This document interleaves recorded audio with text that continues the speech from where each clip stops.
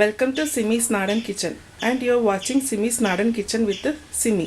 ഇന്ന് ഞാൻ ഉണ്ടാക്കാൻ പോകുന്നത് കോവയ്ക്ക മെഴുക്കുവരട്ടിയാണ്. ഒരു നാടൻ റെസിപ്പിയാണ്. അപ്പോൾ ഇതെങ്ങനെയാണ് ഉണ്ടാക്കുന്നത് നോക്കാം.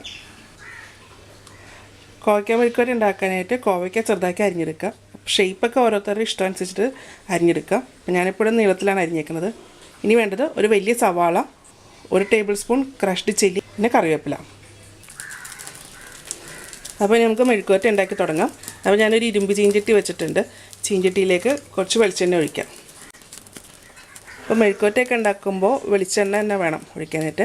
ഇതിൻ്റെ അകത്ത് ഞാൻ 2 ടേബിൾ സ്പൂൺ വെളിച്ചെണ്ണ ഒഴിച്ചിട്ടുണ്ട്. വെളിച്ചെണ്ണ ചൂടായി കഴിയുമ്പോഴത്തേക്ക് സവാള അരിഞ്ഞിടാം. ഇനി സവാള ഒന്ന് ചെറുതായിട്ടൊന്ന് വഴറ്റിയെടുക്കണം. സവാള ചെറുതായിട്ടൊന്ന് വാടിയിട്ടുണ്ട്. അതിലേക്ക് ഈ ക്രഷ്ഡ് ചില്ലിയും കറിവേപ്പിലയും കൂടി ചേർക്കാം. എന്നിട്ടൊന്ന് വഴറ്റി കൊടുക്കുക. ഇതിലേക്ക് 1/2 ടീസ്പൂൺ മഞ്ഞൾപ്പൊടിയും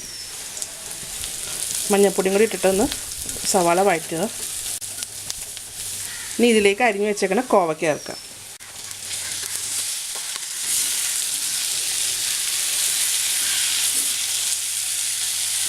കോവയ്ക്ക ചേർത്തിട്ടൊന്ന് ഇളക്കി കൊടുക്കുക. അപ്പോൾ തീ കുറച്ച് വെക്കുക. ഇനി ഇതിലേക്ക് കോവയ്ക്കയ്ക്ക് ആവശ്യമുള്ള ഉപ്പ് ചേർക്കാം. എന്നിട്ട് ഇതൊന്ന് ഇളക്കി കൊടുക്കുക. ഇനി ഇതിലേക്ക് കുറച്ച് വെള്ളം ഒഴിച്ചു കൊടുക്കുക. 2 ടേബിൾ സ്പൂൺ വെള്ളം ഒഴിച്ചു കൊടുക്കുക.